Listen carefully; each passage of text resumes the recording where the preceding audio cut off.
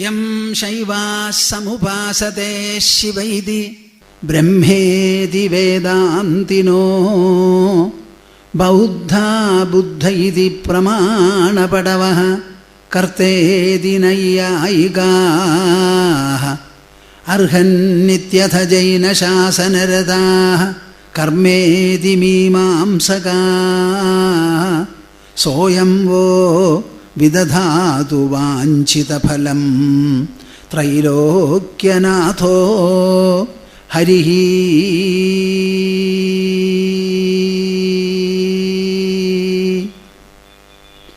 സോയം വോ വിദധാതു വാഞ്ചിതഫലം ത്രൈലോക്യനാഥോ ഹരിഃ.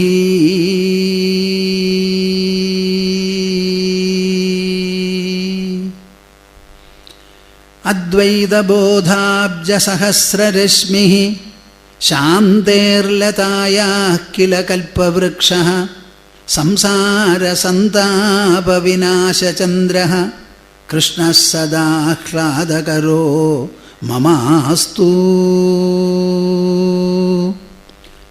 സംസാരസന്താപവിനാശചന്ദ്രഃ കൃഷ്ണഃ സദാഹ്ലാദകരോ മമാസ്തു. ഹരിഃ ഓം ഹരിഃ ഓം ഹരിഃ. എല്ലാവരും വേണ്ടതുപോലെ ഇരിക്കുക. കൈയൊക്കെ കോർത്ത് മടിയിൽ വെച്ച് സൗകര്യത്തിനൊത്ത് നിവർന്നിരുന്ന് കണ്ണടച്ച് മനസ്സും ഹൃദയവും തുറന്ന് ജപിക്കുക.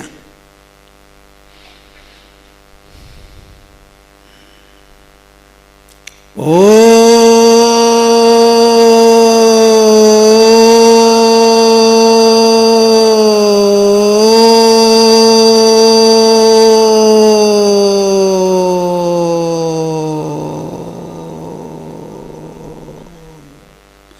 ഒക്കെ ഉച്ചയുറക്കത്തിൽ പെട്ടു എന്നാണ് തോന്നുന്നത്.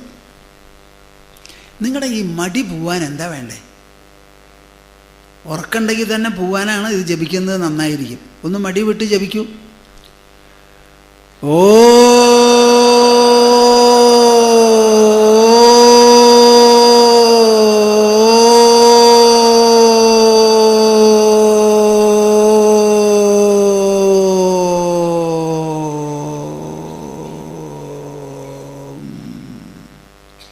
പോരാ.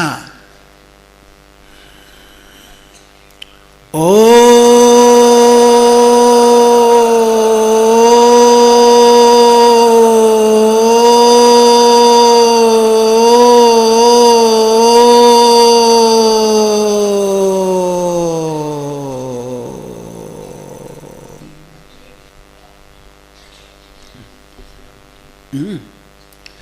യോഗാസ്ത്രയോ മയാ പ്രോക്താൻ നൃണാം ശ്രേയോ വിധിസ്സയ ജ്ഞാനം കർമ്മ ച ഭക്തിശ്ച നോപായോന്യോസ്തി കുത്രചിത്.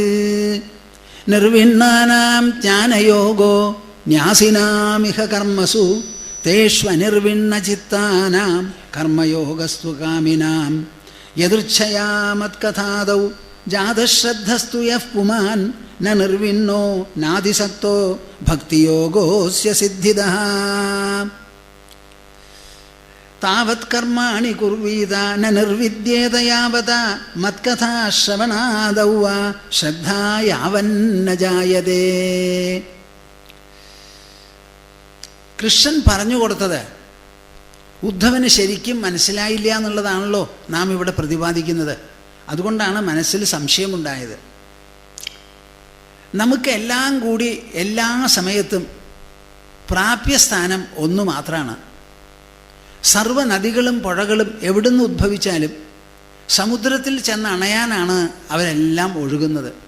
അതുമാതിരി നാം ചെയ്യുന്ന ദൈവീകമോ ലൗകികമോ ആയിട്ടുള്ള എന്തെല്ലാം കർമാനുഷ്ഠാനങ്ങളുണ്ടോ പദ്ധതികളുണ്ടോ അതൊക്കെ ഒരൊറ്റ സ്ഥലം, ഒരു ഉന്നം, ഒരു ലക്ഷ്യത്തെ വെച്ചുകൊണ്ടാണ് നീങ്ങുന്നത്.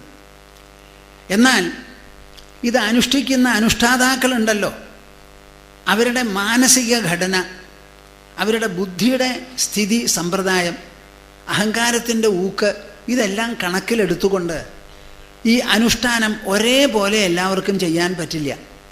3 തരത്തിലാണ് ജനങ്ങളെ വിഭജിച്ചിരിക്കുന്നത് എന്ന് പറഞ്ഞു. ഏതൊക്കെയാ? ഒന്ന്, നിർവേദം, വൈരാഗ്യമുള്ളവർ. അവർക്ക് ഈ കർമ്മങ്ങളൊക്കെ ചെയ്യണം എന്ന് പറഞ്ഞാൽ അതിലൊന്നും താല്പര്യമില്ല. ഞാൻ ഇന്നലെ അത് പറഞ്ഞ് മനസ്സിലാക്കി, ഇതിനു മുമ്പ് അത് പറഞ്ഞ് മനസ്സിലാക്കി. പിന്നെ ചില കൂട്ടരോ അങ്ങനെയല്ല, അവർക്ക് ലോകമൊക്കെ വേണം, ലൗകികമായിട്ടുള്ള പ്രവൃത്തികൾ വേണം, അതിൽ നിന്ന് കിട്ടുന്ന സുഖങ്ങളോ ഭോഗങ്ങളോ ഒക്കെ കുറേ ആവശ്യമാണ്. വൈരാഗ്യം എന്ന് പറയുന്നത് ആ ഉദ്ദേശമാതിരി ഒന്നും വന്നിട്ടില്ല. അങ്ങനെയുള്ളവർക്കോ തേഷ്വനിർവിണ്ണ ചിത്താനാം കർമ്മയോഗസ്തു കാമിനാം, അവരെ കൃഷ്ണൻ വിളിക്കുന്നത് കാമികൾ എന്നാണ്. കാമമുള്ളവർ. കാമം എന്ന് പറയുമ്പോൾ ലൈംഗികമായിരിക്കുന്ന കാമമാണെന്ന് നിങ്ങൾ വിചാരിക്കരുത്. ഈ ലോകവസ്തുക്കൾ എന്തു തന്നെ നമ്മളെ ആകർഷിച്ചാലും ആ ആകർഷണത്തിന് നമ്മെ സംബന്ധിച്ചിടത്തോളം കാമം എന്നാണ് പേര്. ലൈംഗിക വിഷയങ്ങളിൽ അത് കുറേ ഉത്കടമായിരിക്കാം എന്നുള്ളത് അവിടെ ഇരിക്കട്ടെ. അപ്പം നമ്മെ ഭ്രമിപ്പിക്കുന്നതും മോഹിപ്പിക്കുന്നതും ആശിപ്പിക്കുന്നതുമായത് എന്തെല്ലാം ഉണ്ടോ അതിനോട് നമ്മുടെ മനസ്സിൽ തോന്നുന്നതായ പ്രതികരണത്തിനാണ് കാമം എന്ന് പറയുക. അങ്ങനെ ആശകൾ ധാരാളമുള്ളവർ. പിന്നെ ഒരു വിഭാഗോ ന നിർവിണ്ണോ നാതിസക്തോ ഭക്തിയോഗോസ്യ സിദ്ധിദ. അങ്ങനെ പറയത്തക്ക വിധത്തിൽ ഒരു വൈരാഗ്യം, നിർവേദം മനസ്സിലില്ല. എന്നാൽ വലിയ ആകർഷണമോ ആസക്തിയോ ഉണ്ടോ? അതുമില്ല. അങ്ങനെ ഒരു തരത്തിൽ ഒരു മധ്യവർത്തിയായിരിക്കുന്ന കൂട്ടരുണ്ടല്ലോ, അവർക്ക് ഈശ്വര കഥകൾ എതിർച്ചയാ കേൾക്കുമ്പോൾ തന്നെത്താനെ അതിലൊരു പ്രതിപത്തി വന്നു പെടും.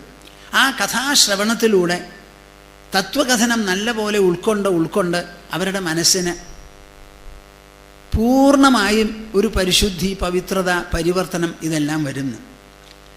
അപ്പം ഞാൻ ഇവിടെ പറയാൻ ഉദ്ദേശിക്കുന്നത് എന്താണെന്ന് വെച്ചാൽ, ഈ 3 തരത്തിലുള്ള മനുഷ്യരാശിയിൽ ഉള്ളിടത്തോളം കാലം നമുക്ക് എല്ലാവരോടും ഒരേ മാർഗമോ ഒരേ നിലയോ അടിച്ചേൽപ്പിക്കാനോ ഉപദേശിക്കാനോ പറ്റില്ല. അപ്പം അധികാരി ഭേദമനുസരിച്ച് ഓരോരുത്തരുടെയും അർഹത എത്രയുണ്ടോ, ഓരോരുത്തർക്കും എത്രത്തോളം പാകം വന്നിട്ടുണ്ടോ, മെച്യൂരിറ്റി, കോമ്പിറ്റൻസ്, സാമർഥ്യമോ കഴിവോ ഉണ്ടോ, അതനുസരിച്ച് ഇവരുടെ അനുഷ്ഠാനങ്ങൾക്ക് മാറ്റം വരും. ഇപ്പോൾ വടക്കേ ഇന്ത്യയിൽ ചെറുപ്പകാലം മുതൽക്ക് തന്നെ എന്ന് പറഞ്ഞാൽ 8, 9, 10 വയസ്സായ കുട്ടികളെ ചിലർ ആശ്രമത്തിൽ കൊണ്ടാക്കും.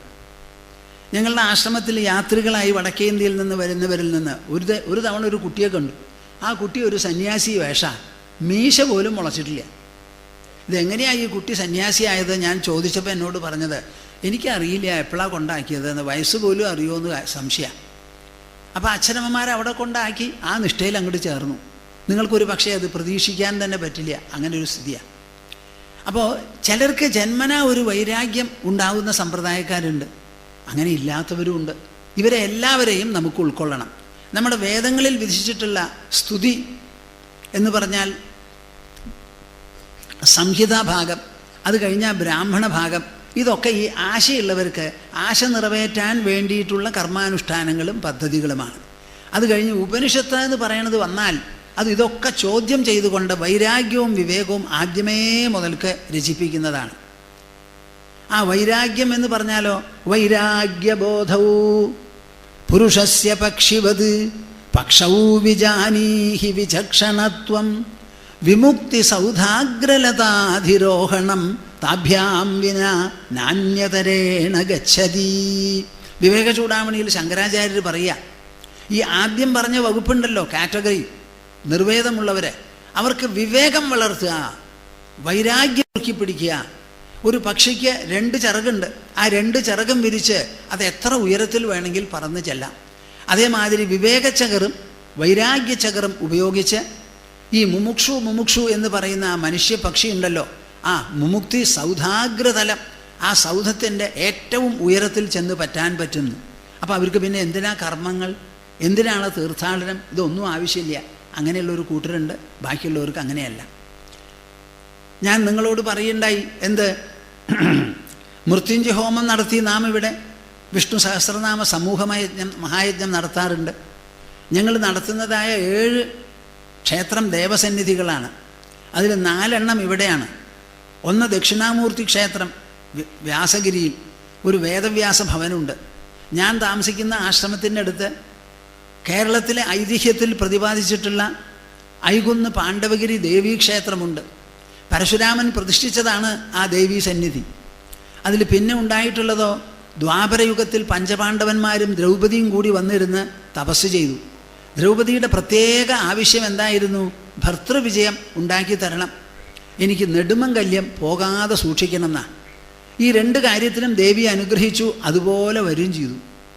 അങ്ങനെ ഇന്നും അവിടെ നെടുമംഗല്യത്തിനുള്ള പുഷ്പാഞ്ജലിയും മംഗല്യസിദ്ധി പൂജയൊക്കെ വളരെ നന്നായി നടന്നുകൊണ്ടിരിക്കുകയാണ്. അപ്പുറത്തൊരു ശങ്കരമംഗലം ശിവക്ഷേത്രമുണ്ട്, അതും വളരെ വിശേഷപ്പെട്ടതാണ്. ഈ 7 ക്ഷേത്രം ഞങ്ങൾ നടത്തണമെന്ന് പറഞ്ഞാൽ നമ്മളുടെ മാനേജ്മെൻറ്റാണ്. ഇതൊന്നും ഒരു വരായ സങ്കേതമാണെന്ന് ആരും വിചാരിക്കരുത്, ചെലവ് സങ്കേതമാണ് ഇപ്പോഴും. അതൊക്കെ ഈ ദേവീസന്നിധികളെ ഞങ്ങൾ എന്തിനു നടത്തുന്നു? സ്വാമിജിമാരെ, നിങ്ങളൊക്കെ ജ്ഞാനനിഷ്ഠന്മാരാണല്ലോ, നിങ്ങളിതൊക്കെ എന്തിനാന്ന് ചോദിച്ചാൽ ജനങ്ങൾ നമ്മളോട് വന്ന് പറയുക, ഞങ്ങളെക്കൊണ്ട് ഇത് നടത്താൻ പറ്റില്ല, ഇതിൽ പുനർനിർമ്മാണം വേണം. അതുകൊണ്ട് സ്വാമിജി ഒരു ആപദ്ധർമ്മം എന്നുള്ള നിലയ്ക്ക് ഞങ്ങളെ സംരക്ഷിക്കാനും ഞങ്ങളെ സഹായിക്കാനുമായി ഇതൊന്ന് ഏറ്റെടുക്കണമെന്ന് പറഞ്ഞപ്പോൾ ഞങ്ങൾ അങ്ങോട്ട് സമ്മതം മൂളി, അത്രയേ ഉള്ളൂ. എന്ന് പറഞ്ഞതുകൊണ്ട് ഞങ്ങളങ്ങനെ ആവുന്നില്ല. പല സ്ഥലത്തും നവീകരണം നടത്തുമ്പോൾ സ്വാമിജി തന്നെ വന്ന് സംസാരിക്കണം, ഉദ്ഘാടനം ചെയ്യണം എന്നൊക്കെ പറയും. ഞാൻ നിരുത്സാഹപ്പെടുത്തിയാലും അവർ വന്നേ തീരൂ എന്ന് പറയണം. അപ്പോൾ ക്ഷേത്രങ്ങളൊക്കെ ആണല്ലോ ഞങ്ങൾക്ക് സംസാരിക്കാനുള്ള സ്ഥലം.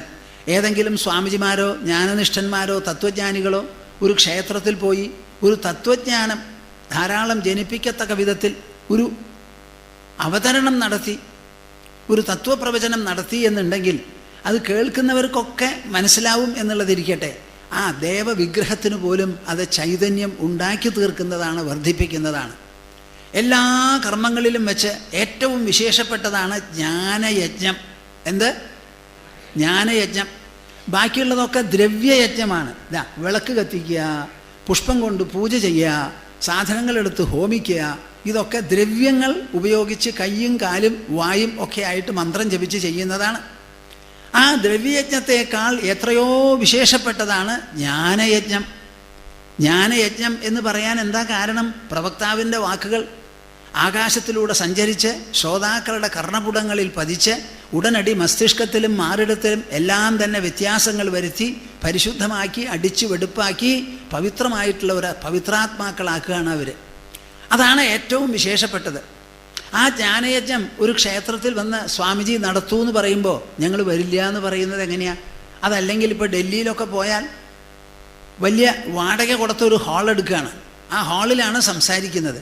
അവിടെ ഇതേമാതിരി നമുക്ക് സൗകര്യത്തിലുള്ള ക്ഷേത്രങ്ങളൊന്നുമില്ല. മാത്രമല്ല ജനങ്ങൾ ഇഷ്ടപ്പെടുന്നതും ആവശ്യപ്പെടുന്നതും എയർ കണ്ടീഷൻഡ് ആയിട്ടൊരു ഹാള് വേണം. അവർ കാറിൽ സഞ്ചരിക്കുന്നതും എയർ കണ്ടീഷൻഡാണ്. നിങ്ങളിവിടെ വന്നിട്ട് കുറച്ച് കഴിഞ്ഞാൽ ഒരു പക്ഷേ ഒരു 25 കൊല്ലം കഴിഞ്ഞാൽ ഈ സത്രശാലയടക്കം നമുക്ക് എയർ കണ്ടീഷൻ ചെയ്യേണ്ടി വരും. ഇപ്പോഴൊക്കെ ചിലർ പുസ്തകങ്ങളിലൊക്കെ വീശിക്കൊണ്ടിരിക്കുക. അപ്പോൾ എല്ലാവരും സൗകര്യപ്രിയന്മാരും സുഖപ്രിയന്മാരുമാണ്.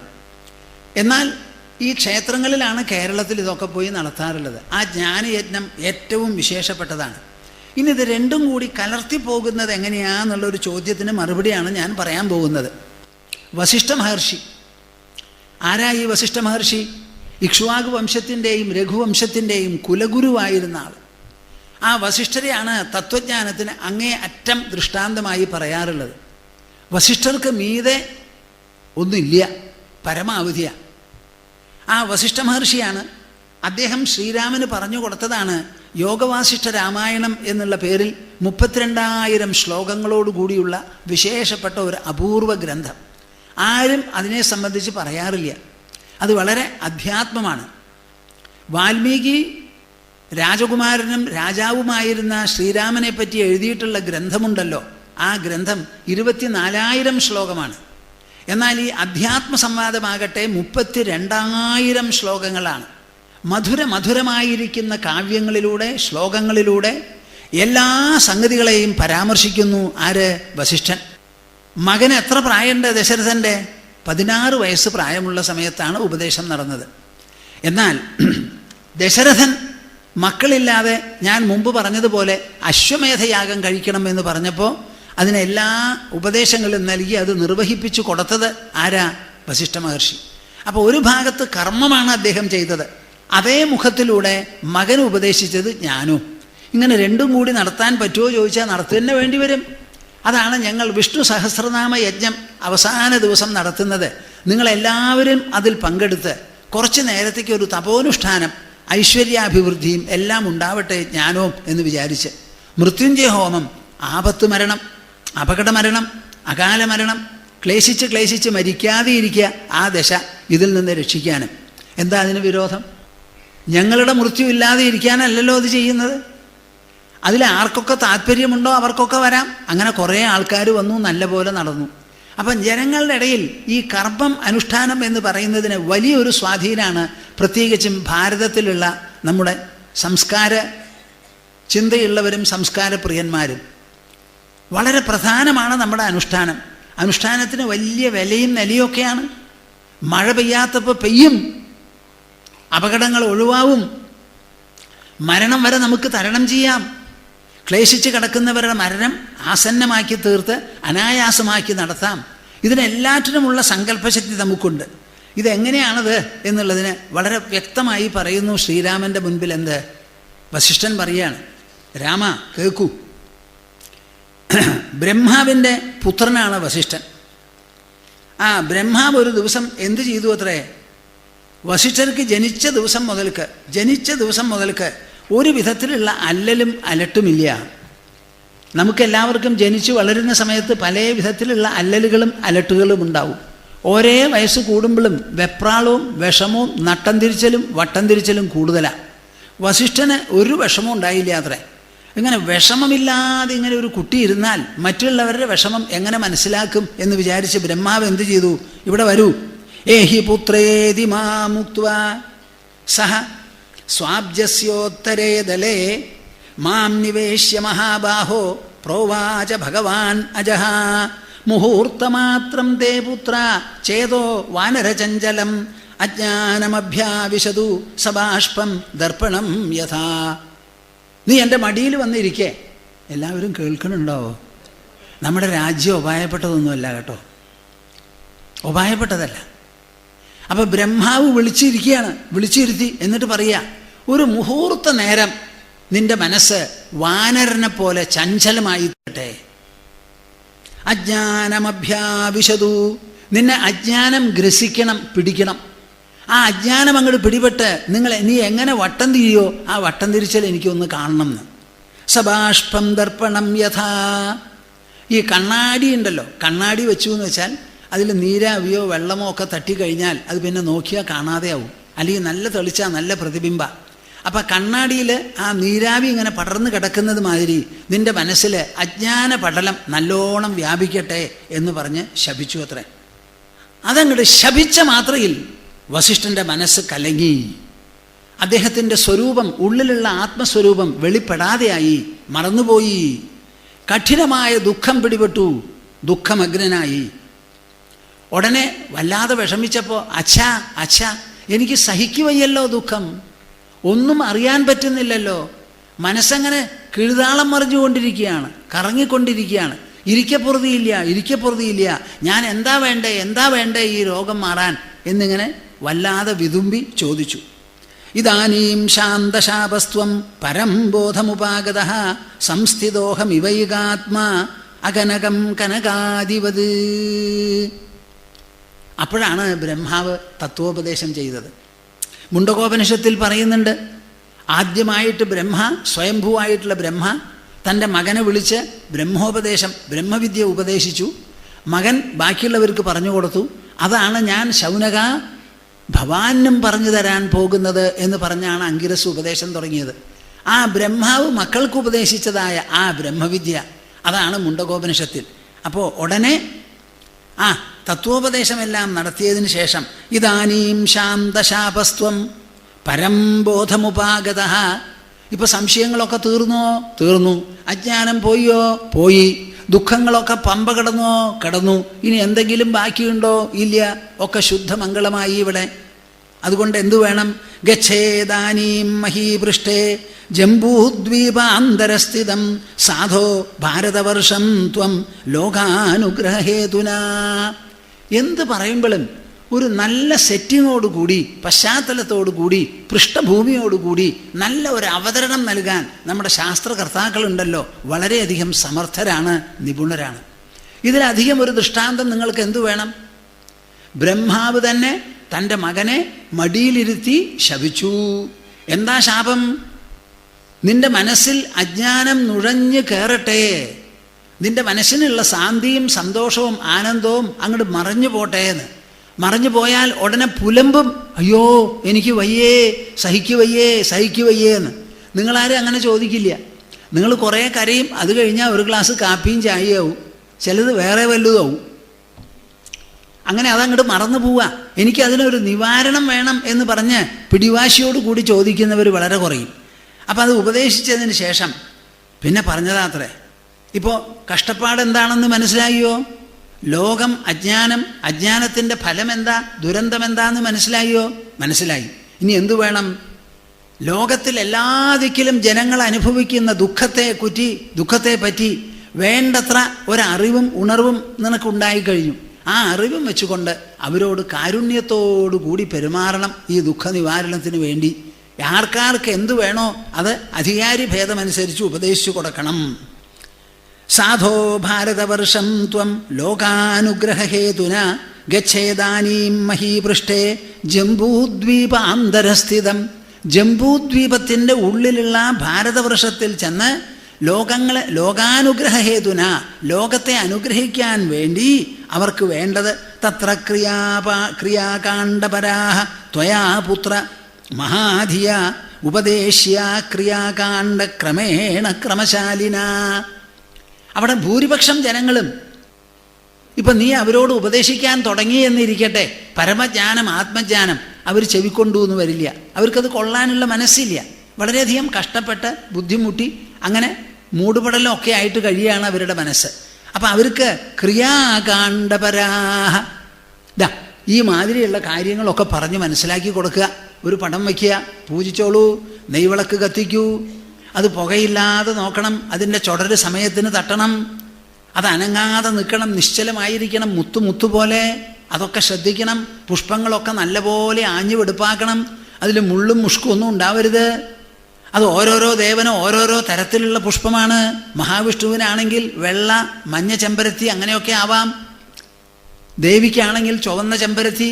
അങ്ങനെ ഓരോ നിഷ്കർഷയും കാർക്കശ്യവും കൂടിയുണ്ട് എന്ന് പറയാം. അങ്ങനെയുള്ള നിഷ്ഠയോട് കൂടിയിട്ട് അവർക്കൊക്കെ പറഞ്ഞു കൊടുക്കൂ.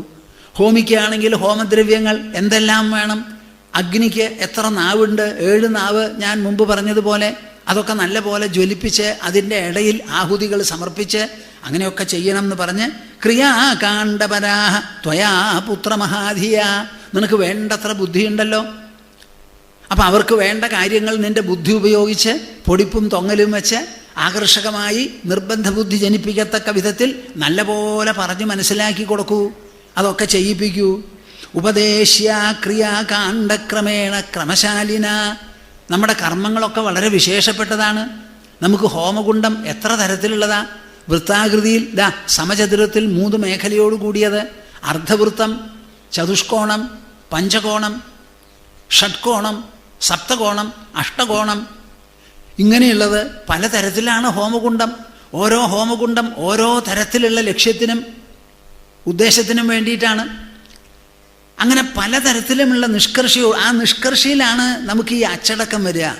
ദർഭപ്പുല്ലെടുത്തു, അതിൻ്റെ തുമ്പ് എങ്ങോട്ട് വയ്ക്കണം, അപ്പോൾ അവിടെ ചോദിക്കേണ്ടി വരും, ഏതാ കിഴക്ക്, ആ കിഴക്ക് ഏതാന്ന് മനസ്സിലാക്കിയിട്ട് വേണം.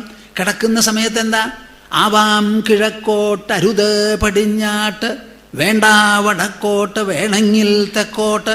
ഒരു ദിക്കിൽ ചെന്നു കിടന്നു പൂജ്യമായി. അങ്ങനെ പറ്റില്ല.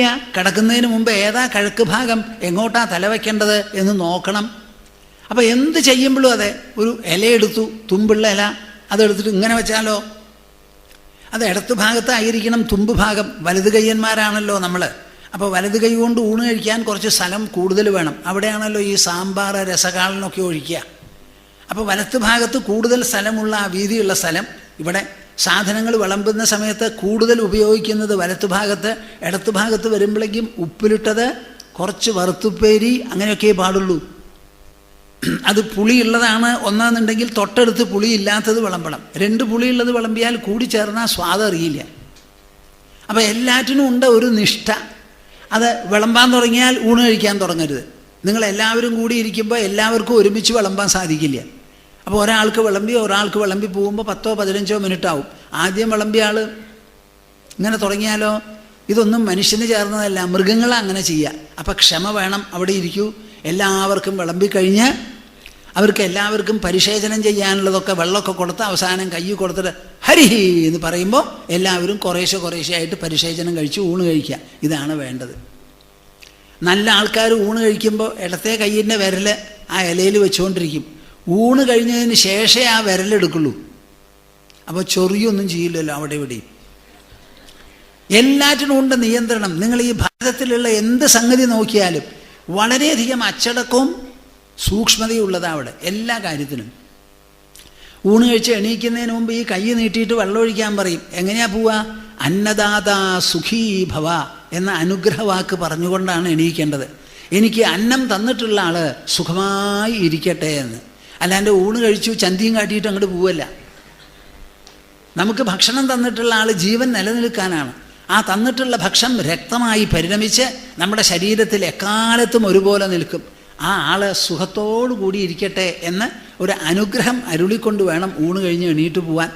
നിങ്ങൾ മനസ്സിലാക്കുന്നുണ്ടോ കൂട്ടരേത്? കാടന്മാരൊന്നുമല്ല ഭാരതീയര്, ബുദ്ധിയുള്ളവരാണ്. എല്ലാവരും കൂടി ബ്രിട്ടീഷുകാരൊരു ചരിത്രം അടിച്ചേൽപ്പിച്ചു. ഇവിടെയുള്ളവരൊക്കെ അബോറിജിനൽസ് ആണ്, ബാർബറസ് ആണ്. ഇവർക്ക് സിവിലൈസേഷൻ ഇല്ല, സംസ്കാരമില്ല. ആര്യന്മാരെ എവിടെ നിന്നോ വന്നതിന് ശേഷമാണ് ഇവിടെ പഠിപ്പിച്ചതെന്ന്. അവർക്ക് ആര്യ ശബ്ദത്തിൻ്റെ അർത്ഥമറിയില്ല. ആര്യൻ എന്ന് പറഞ്ഞാൽ ശ്രേഷ്ഠൻ എന്നാണ്. ഇവിടെ രാജാക്കന്മാരുടെ ഇടയിൽ സ്ത്രീജനങ്ങളുണ്ടല്ലോ, വനിതകൾ, അവരുടെ ഭർത്താക്കന്മാരെ ആര്യപുത്ര എന്നാണ് അഭിസംബോധന ചെയ്യുക. ഇവിടെ നിങ്ങളോ ചേട്ടാ എന്നാക്കി തീർത്തു അതിന്. ആര്യപുത്രൻ എന്നാണ് പറയുക. ആര്യപുത്രൻ എന്ന് പറഞ്ഞാൽ ശ്രേഷ്ഠമായ പുത്രൻ, ശ്രേഷ്ഠനായ പുത്രൻ എന്ന്. അപ്പം ആര്യ ശബ്ദത്തിന് അർത്ഥം ശ്രേഷ്ഠൻ എന്നാണ്. നമുക്ക് നിശ്രേയസം അഭ്യുദയം എന്നുള്ള വാക്കുള്ളത് പോലെ ശ്രേയസ് പ്രേയസ് എന്ന് 2 വാക്കുണ്ട്. അതിൽ അനാര്യത്വം എന്ന് പറയുന്നുണ്ട്. അനാര്യജുഷ്ടം അസ്വർഗ്യം അകീർത്തികരമർജുന എന്ന് പറഞ്ഞാണ് കൃഷ്ണൻ ആദ്യമായി അർജുനനെ ഉപദേശിച്ച് ശാസിക്കുന്നത്. അനാര്യജുഷ്ടം. ഇതെപ്പോഴാണ്? 5000 ചില്ലാനം കൊല്ലം മുമ്പ് നടന്ന സംവാദമാണ്. അന്ന് ചരിത്രം തന്നെ എഴുതിയിട്ടില്ല. പിന്നെ ഈ ബ്രിട്ടീഷുകാർ ഓടി വന്നിട്ട് ആര്യന്മാർ പുറത്തു വന്നതാന്ന് പറയാൻ അത് വാരിക്കോരി തിന്നാൻ കുറേ വാലാട്ടികൾ ഇവിടെ ഉണ്ടായിരുന്നു. എൻ്റെ അഭിപ്രായത്തിൽ നമുക്ക് നന്നായിട്ടൊരു സംസ്കാര ചരിത്രം എഴുതണം. സംസ്കാര ചരിത്രം ഇവിടെ എഴുതി ഉണ്ടായിട്ട് വേണം. ഞങ്ങൾ 1-2 ചരിത്രകാരന്മാരെ അന്വേഷിക്കുകയാണതിന് സംസ്കാര ചരിത്രം എഴുതാൻ. ഉള്ള ചരിത്രമൊക്കെ രാജാക്കന്മാരുടെയാണ്. രാജാവ് എങ്ങനെ രാജ്യം ഭരിച്ചു? നെപ്പോളിയൻ എവിടെയാ പൊളിഞ്ഞത്? ഹിറ്റ്ലറുടെ തോൽവി എവിടെയായിരുന്നു? ആരാ ഉണ്ടവച്ചത്? ഇതൊക്കെയാണ്. നമുക്ക് രാജാക്കന്മാരെ അപൂർവേ ഉള്ളൂ. പ്രജകളാണ് കൂടുതൽ. പ്രജകളെ ഭരിക്കുന്നവരാണ് രാജാക്കന്മാർ. മിക്കവാറും പ്രജകളിൽ പെട്ട ഒരാളാണ്. അപ്പോൾ പ്രജകളാണ് ഇവിടെ ചരിത്രം എന്ന് പറയുന്നത് ഉണ്ടാക്കുന്നത്. എന്തിൻ്റെ ചരിത്രം? സ്വഭാവ ചരിത്രം, മനസ്സിൻ്റെ ചരിത്രം, ബുദ്ധിയുടെ ചരിത്രം, മൂല്യങ്ങളുടെ ചരിത്രം, ആദർശങ്ങളുടെ ചരിത്രം. അവരവരുടെ ലക്ഷ്യങ്ങൾ നിറവേറാൻ വേണ്ടി എന്തെല്ലാം മാർഗങ്ങളോ മാധ്യമങ്ങളോ അവർ ഉപയോഗിച്ചു, എന്തായിരുന്നു സമാജത്തിൻ്റെ സ്ഥിതി, അവർ വില കൽപ്പിച്ചു കൊടുത്തത് എന്തിനാണ്, ആന്തരമായ നേട്ടത്തിനോ വില അതോ ഭൗതിക നേട്ടത്തിനോ വില, ഇതൊക്കെ അറിയത്തക്ക വിധത്തിൽ മഹത്തായ ഒരു ചരിത്രം നമുക്കുണ്ട്. FRNV എന്ന് പറയുന്ന ഒരു ഓർഗനൈസേഷൻ നാം രൂപകൽപ്പന ചെയ്തത് പ്രവർത്തിക്കുന്നുണ്ടല്ലോ. അതിൽ അവസാനം നമ്മൾ എടുത്ത തീരുമാനം എന്താണെന്ന് വെച്ചാൽ 1-2 ചരിത്രകാരന്മാരെ വിളിച്ച് ഭാരതത്തിൻ്റെ ഒരു ചരിത്രം നമുക്ക് എഴുതാൻ പറയാം. ഇതുവരെ ഇവിടെ ഒരു ചരിത്രം ഉണ്ടായിട്ടില്ല. എന്നാ ഇല്ലേ? ഉണ്ട്. രാമായണം നമ്മുടെ ചരിത്രമാണ്, മഹാഭാരതം നമ്മുടെ ചരിത്രമാണ്. രാമായണം ആരുടെ ചരിത്ര? ദശരഥൻ്റെ പുത്രൻ, രാജകുമാരനായ രാമൻ, രാജാവായിരിക്കുന്ന രാമൻ എങ്ങനെ പ്രജകളെ ഭരിച്ചു, ഭരിക്കുന്ന സമയത്ത് ശ്രീരാമൻ്റെ ഭരണ ചാരിത്ര്യം എവിടത്തോളം ഉണ്ടായിരുന്നു. ഒരു കാലത്ത് രാജ്യത്തെ ഉപേക്ഷിച്ചു ധർമ്മത്തിൻ്റെ പേരിൽ. കുറച്ച് കഴിഞ്ഞപ്പോൾ ഗർഭിണിയായിരിക്കുന്ന ഭാര്യയെയും ഉപേക്ഷിച്ചു. അങ്ങനെ ത്യാഗസമ്പന്നമാണ് നമ്മുടെ മനശ്ചരിത്രം. ആ രാമായണം എന്നോ എഴുതിയത് ഇന്നും ജനങ്ങൾക്ക് മനസ്സിൽ സ്വാധീനവും പ്രേരണയും ഉത്തേജനവും ഉത്സാഹവും ആദർശവും രചിച്ചുകൊണ്ട് രാമനെപ്പോലെയുള്ള കുട്ടികളെ ഉണ്ടാക്കിക്കൊണ്ടിരിക്കുകയാണ് ഇപ്പോഴും നമ്മുടെ ജനങ്ങൾ. നമുക്ക് ജനിച്ചുകൊണ്ടിരിക്കുകയാണ്. മുഴുവനും രാമനല്ലെങ്കിൽ ഏകദേശം 10%, 25%, 35%, 45%, 50% രാമന്മാർ നിങ്ങളുടെ കുടുംബങ്ങളിൽ പോലും കാണാം. അതുമാതിരി കൃഷ്ണന്മാരും നമുക്കുണ്ടാവും. അങ്ങനെ രാമായണത്തിലൂടെ നടന്ന സംഭവങ്ങളെ പ്രതിപാദിക്കുന്ന സമയത്ത് നടക്കാൻ പോകുന്ന സംഭവങ്ങൾക്ക് രൂപകൽപ്പന ചെയ്ത് അത് വിഭാവനം ചെയ്ത് അതിനുള്ള പ്രേരണയും നിർബന്ധവും മനസ്സിൽ ചെലുത്തിക്കൊണ്ടാണ് ഇവിടുത്തെ ചരിത്രരചന. ധർമ്മം, അർത്ഥം, കാമം, മോക്ഷം എന്ന് പറയുന്ന 4 പുരുഷാർത്ഥങ്ങളെ ഉജ്ജീവിപ്പിച്ചുകൊണ്ട് ആ 4 പുരുഷാർത്ഥങ്ങളുടെ സ്വാധീനവും പ്രേരണയും പ്രഭാവവും ഒരു ഭാഗത്ത് ഉദ്ബോധിപ്പിക്കുക, മറുഭാഗത്ത് ജനങ്ങളിൽ ഉളവാക്കി തീർക്കുക. അങ്ങനെയാണ് ഇവിടെ ചരിത്രരചന. നമ്മുടെ രാമായണത്തിൽ പറയുന്ന എത്ര സ്ഥലങ്ങളാണ് നമുക്ക് വാസ്തവത്തിൽ കണ്ടുപിടിക്കാൻ പറ്റുക ഇവിടെ? അതിലുള്ള പര്യായ ശബ്ദങ്ങൾ എത്ര പേർക്ക് പേരിട്ടിട്ടുണ്ട് നാം? ഇതൊക്കെ മനുഷ്യൻ്റെ ചരിത്രമല്ലേ? എന്താ നിങ്ങൾക്ക് മനസ്സിലായില്ലേ പറയണത്? എവിടെ പോയി കൂട്ടരെ? നിങ്ങളുടെ കുട്ടികൾക്ക് എന്ത് വിദ്യാഭ്യാസമാണ് വേണ്ടത് എനിക്ക് മനസ്സിലാവണില്ല. എത്രയും വേഗം പ്ലെയിനിൽ കയറി അമേരിക്കയ്ക്ക് ടപ്പെന്ന് പോകണം. അതിനുള്ള പഠിപ്പാണ് നമുക്ക് ഇവിടെ വേണ്ടത്. അപ്പോൾ വലിയൊരു ചരിത്രമാണ്. അപ്പോൾ ഇവിടെ പറയുകയാണ്, തത്ര ക്രിയാകാണ്ഡപരാഹ ത്വയാ പുത്രമഹാധിയ ഉപദേശ്യ ക്രിയാകാണ്ഡക്രമേണ ക്രമശാലിന. ഈ കർമ്മകാണ്ഡം എന്ന് പറയുന്നതിന് ജനങ്ങളിൽ വലിയ സ്വാധീനമാണ്. നാളെ നിങ്ങളുടെ മനോരഥങ്ങളെല്ലാം നിറവേറാൻ വേണ്ടി ഞങ്ങളിതാ ഒരു മനോരഥ നിർവഹണ ഹോമം നടത്താൻ പോണു എന്നങ്ങോട്ട് പറഞ്ഞു ഒരു അനൗൺസ്മെൻ്റ് അങ്ങോട്ട് നടത്തിയാൽ എനിക്ക് തോന്നുന്നു നിങ്ങൾ മിക്കവാറും എല്ലാവരും ഓടി വരുന്നു. എന്താ അഭിപ്രായം? വേണ്ടാന്ന് പറയുന്നവരാരെങ്കിലും ഉണ്ടാവുമോ? അങ്ങനെയുള്ളവരാണ് ഭൂരിപക്ഷം. അപ്പം അവർക്ക് ആ കർമ്മകാണ്ഡത്തിലൂടെ വേണം ശിക്ഷണം നൽകാൻ. അത് നൽകിക്കൊണ്ടിരിക്കണം. വിരക്തചിത്താശ്ച തഥാ മഹാപ്രാജ്ഞാ വിചാരിണഃ ഉപദേശ്യ ത്വയാ സാധോ ജ്ഞാനേന ആനന്ദദായിന. ഈ കർമ്മകാണ്ഡത്തിൽ ഇഷ്ടമുള്ളവർ ഭൂരിപക്ഷമായാലും ഒരു ന്യൂനപക്ഷം എപ്പോഴും ഉണ്ടാവും. അവരെങ്ങനെയുള്ളവരാ? വിരക്തചിത്താശ്ച, അവർക്ക് മനസ്സിൽ ധാരാളം വിരക്തിയുണ്ട്. ച തഥാ മഹാപ്രാജ്ഞാ വിചാരിണഃ, അവർക്ക് നല്ല പ്രജ്ഞാശക്തിയുണ്ട്. എന്തെങ്കിലും പറഞ്ഞു കൊടുത്താൽ മനസ്സിലാക്കും. വേണ്ടാന്ന് പറഞ്ഞ് ഇവിടെ ഒരാൾ കൈപൊക്കുണ്ടായി, ബാക്കി ആരും കൈപൊക്കിയില്ല.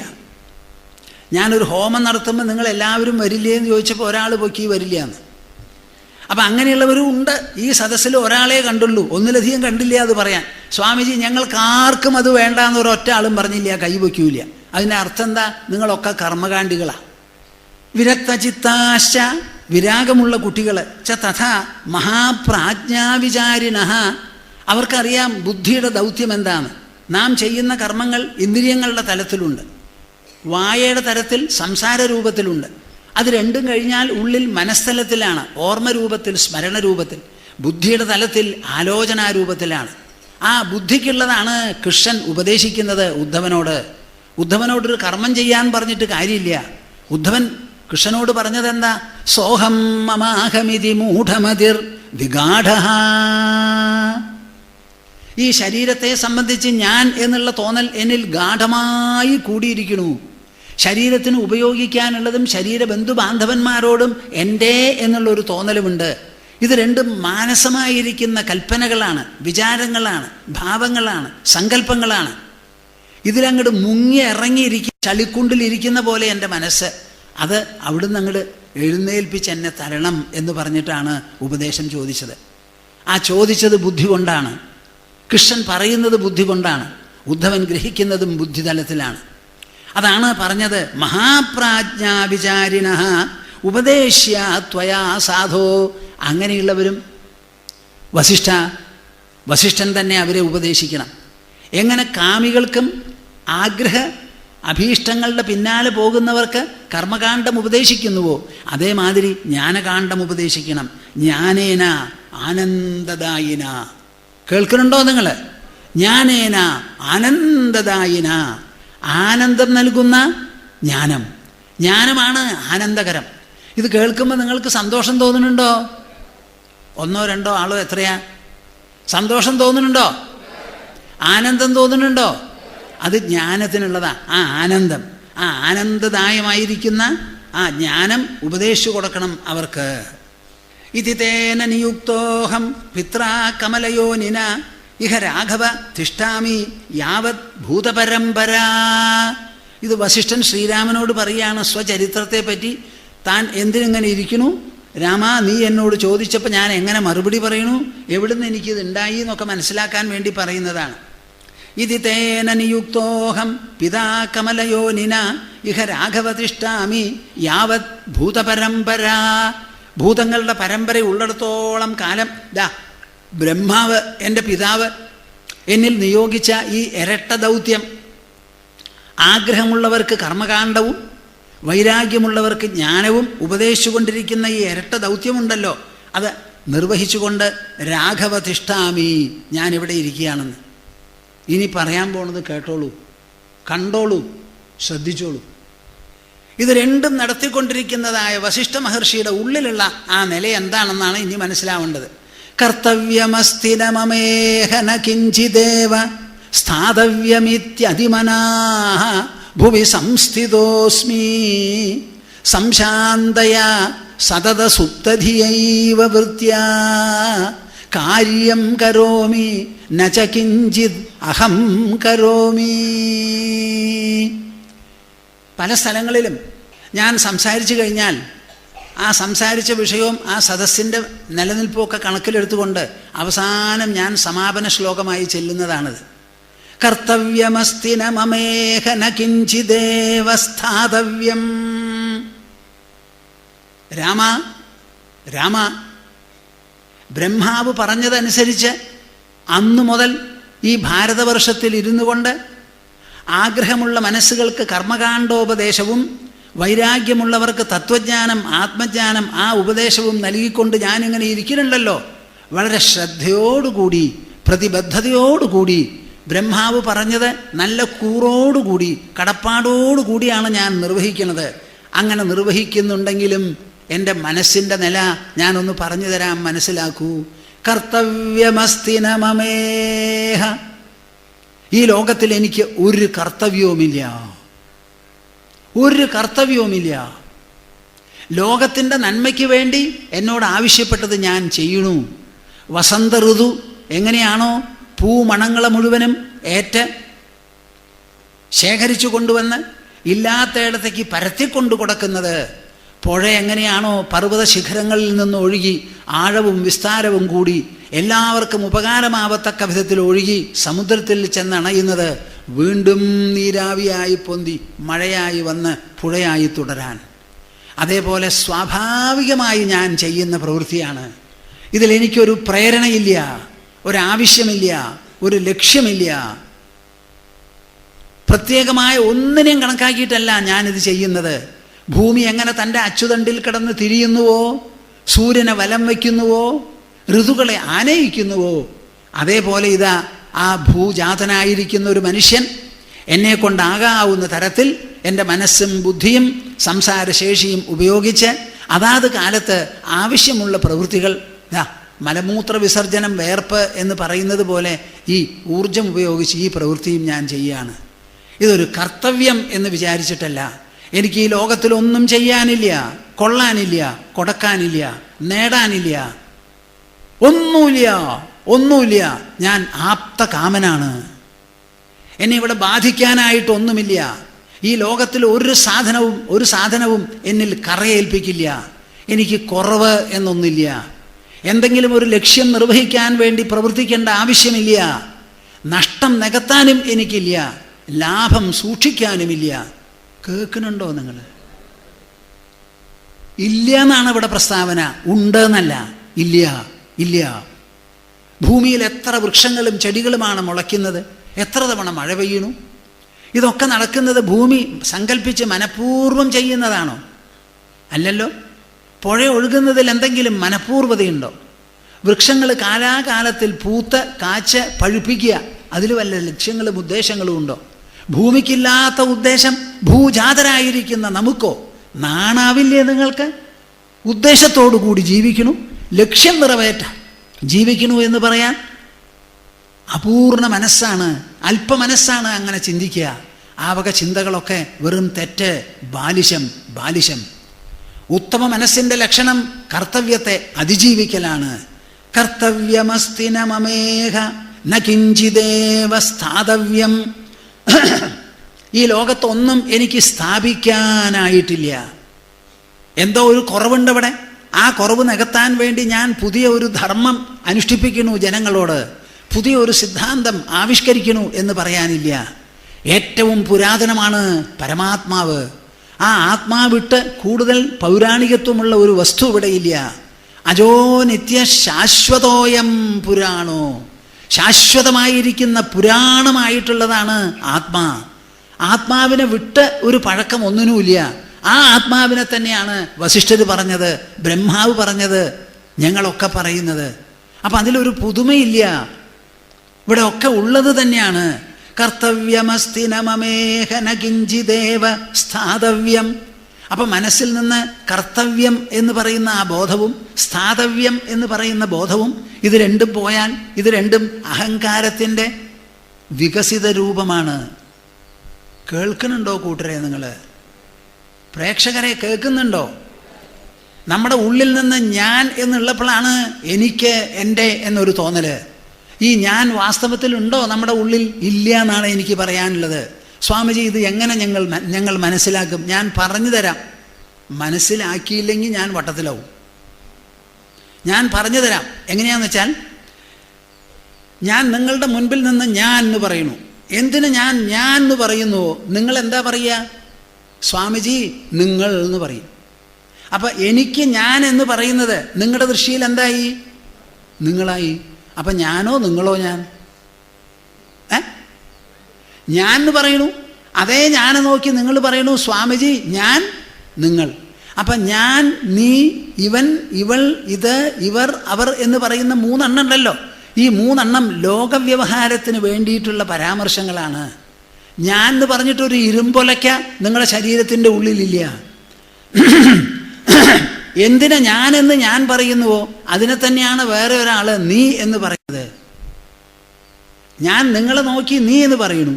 നിങ്ങൾ സ്വയം നിങ്ങളെ എടുത്ത് ഞാൻ എന്ന് പറയുന്നു. അപ്പം ഞാൻ വാസ്തവത്തിൽ ഞാനോ നീയോ? ഇനി മൂന്നാമതൊരാൾ പറയുന്നത് ഇവൻ, ഇവൾ എന്ന് പറയുന്നു. അപ്പം ഈ ഒരേ ആൾ തന്നെയാണ് ഞാനായും നീയായും ഇവനായും അവനായും പറയുന്നത്. അപ്പം ഞാൻ ഒന്നുണ്ടോ? എന്താ മിണ്ടാത്തെ? നിങ്ങൾ ബുദ്ധിയെ പണയം വെച്ച് കേട്ടാൽ നടക്കില്ല. ശരിക്ക് കേൾക്കണം, ശരിക്ക് മനസ്സിലാക്കണം. നിങ്ങളുടെ ആ ഉണ്ടക്കരി പിടിച്ചിട്ടുള്ളതുണ്ടല്ലോ, അതൊക്കെ തള്ളി അങ്ങോട്ട് കളയൂ. ഒരു ഗുഹയിൽ 10,000 വർഷം ഇരുട്ടാണെങ്കിലും ഒരു ചെരാത് കത്തിച്ച് ചെന്നാൽ ആ ഇരുട്ട് മുഴുവൻ പമ്പ കിടക്കും. അങ്ങനെ നിങ്ങളുടെ മസ്തിഷ്കത്തിലും മാറിടത്തിലുമായി യുഗങ്ങളായി നിലനിൽക്കുന്ന ആ ഇരുട്ടുണ്ടല്ലോ, അജ്ഞാനം, അത് അങ്ങോട്ട് പോകണം. നിൽക്കരുത് അവിടെ. ഞാനാണത്രേ. എവിടെയത്? എവിടെയായി ഞാൻ? എന്നാ നിങ്ങൾ എപ്പോഴും ഞാനായിട്ട് തന്നെ ഇരിക്കണ്ടേ. വേറൊരാളുടെ മുമ്പിൽ നീ എങ്ങനെയാവുന്നു? അപ്പം ഞാൻ എനിക്ക്, മറ്റൊരാൾക്ക് നീ, ഇനി ഒരാൾക്കോ ഇവൻ അല്ലെങ്കിൽ അവൻ. ഇത് മൂന്നുമാവുന്നതാ ഞാൻ. അപ്പം ഞാൻ എന്നൊരു ഭാവം ഇല്ലെങ്കിലോ അപ്പം എന്തായി? പിന്നെ എനിക്ക് ചെയ്യാനുണ്ട് എന്നുള്ള തോന്നലും തന്നെത്താനെ നിരർത്ഥമായി തീരും. അപ്പം എനിക്ക് കർത്തവ്യമില്ല, സ്ഥാതവ്യവുമില്ല. ഈ രണ്ട് വിചാരവും മനസ്സിൽ നിന്ന് അങ്ങോട്ട് പോയി. അതിനെ ഞാൻ അതിജീവിച്ചപ്പോഴോ അതിമനാഹ അതിമനാഹ അതിമനാഹ, മനസ്സിനെ അതിക്രമിച്ചു, മനസ്സിനെ അതിജീവിച്ചു. മനസ്സ് എന്ന് പറയുന്ന വാക്കിന് തന്നെ അർത്ഥം നമ്മുടെ ഉള്ളിൽ അഹങ്കാരത്തെയും മമതയെയും നിലനിർത്തിക്കൊണ്ടിരിക്കുന്ന വിചാര പദ്ധതിക്കാണ് മനസ്സ് എന്ന് പറയുക. അപ്പം മനസ്സ് എന്ന് പറഞ്ഞാൽ അത് തവിട് പോലെയോ വെള്ളം പോലെയോ ഒരു സാധനമാണെന്ന് നിങ്ങൾ ഒരിക്കലും വിചാരിക്കരുത്. മനസ്സ് എന്ന് പറഞ്ഞാൽ മനനം ചെയ്യുന്നതാണ് മനസ്സ്, ബോധനം ചെയ്യുന്നതാണ് ബുദ്ധി. ഞാൻ എന്നിങ്ങനെ ഉറപ്പിച്ച് അസർട്ട് ചെയ്യുന്നതാണ് അഹങ്കാരം. ഇത് മൂന്നും പരമാത്മചേതനയുടെ സ്ഫുരണങ്ങളും പ്രകടന വിശേഷങ്ങളുമാണ്. ഏതുപോലെ കാലുകൊണ്ട് നിങ്ങൾ നടക്കുമ്പോൾ നടക്കൽ എന്നൊരു സാധനം അവിടെ ഉണ്ടോ? അതോ കാലിൻ്റെ പ്രവൃത്തിയോ നടക്കൽ? കാലിൻ്റെ ഗമനപ്രക്രിയയാണ് നടക്കൽ. അതേ കാല് കൂടുതൽ വേഗം കൂടുമ്പോൾ ഓടലായി, അത് നിലയ്ക്ക് നിൽക്കുമ്പോൾ നിൽക്കലായി, ഇരിക്കുമ്പോൾ ഇരിപ്പായി, കിടപ്പുമ്പോൾ കിടക്കായി, കിടപ്പായി. ഇതിലെല്ലാറ്റിലും കൂടിയുള്ള സാധനം എന്താ? കാല്. അതുപോലെ ആ ആത്മാവിൻ്റെ മനനപ്രക്രിയയെ മനസ്സെന്ന് പറയുന്നു, ബോധനപ്രക്രിയയെ ബോധം, ബുദ്ധി എന്ന് പറയുന്നു.